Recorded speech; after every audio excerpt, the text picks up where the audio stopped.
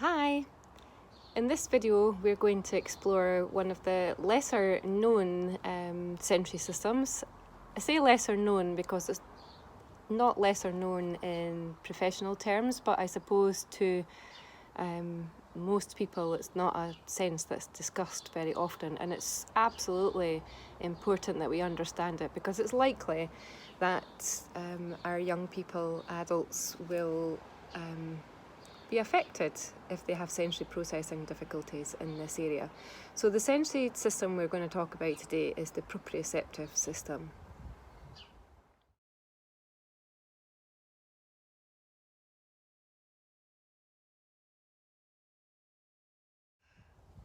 So the proprioceptive system is related to the information coming from your muscles and joints, and the way we get this information is primarily from weight bearing, compression, moving about, so movement, and we get that through the muscles and the joints. So the deeper the pressure, the more proprioceptive information is going to the brain.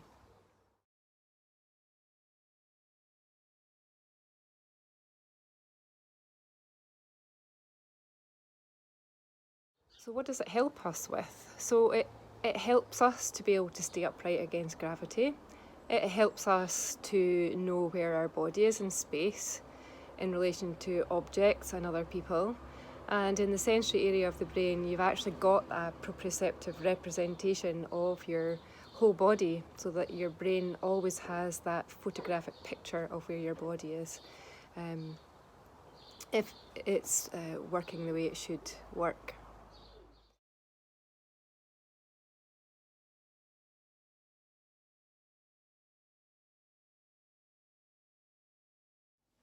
Proprioception also helps us to calm our emotional regulation.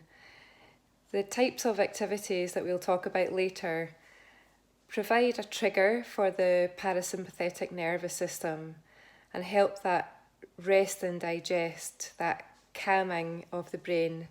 And it's essential that we understand that it has such a positive impact on our well-being. It's important that we have proprioception. We can't move around safely around our environment without proprioception.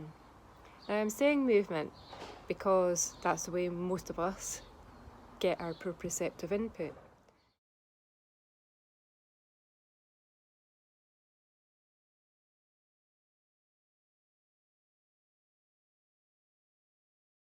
Now, for example, if you are not mobile, if you're not able to move in the way that other people are able to move, or indeed you're actually in a wheelchair, specialised seating, and you're not able to move, how do you get that proprioceptive input?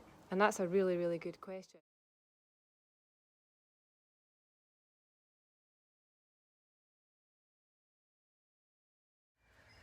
Some of the behaviours that you might see might purely be your young person, adult's only way of gaining proprioceptive input.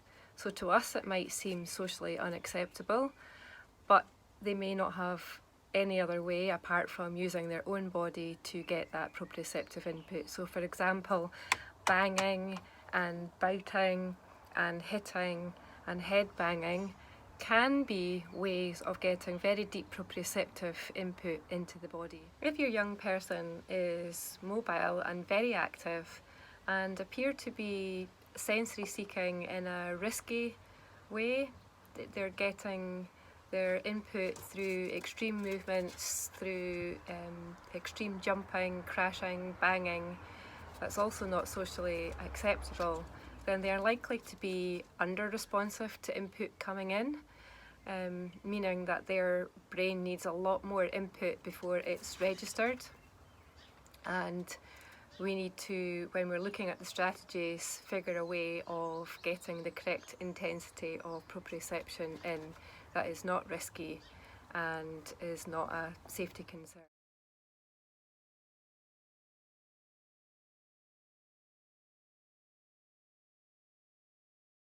There are three important things to consider when we're looking at strategies for proprioception, and for all the other sensory areas too. We're looking at the type of input that your young person is seeking. So is it crashing type behaviours? Is it biting type behaviours? We want to look at the intensity of the input that they're trying to get in, how extreme input are they seeking.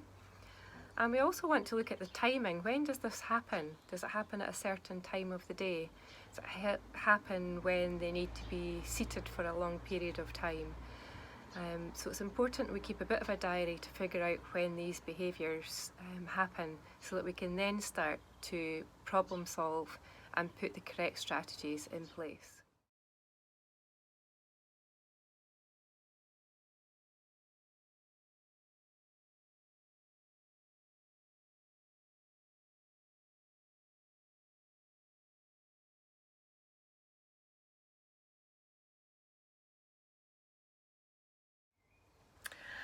Strategies.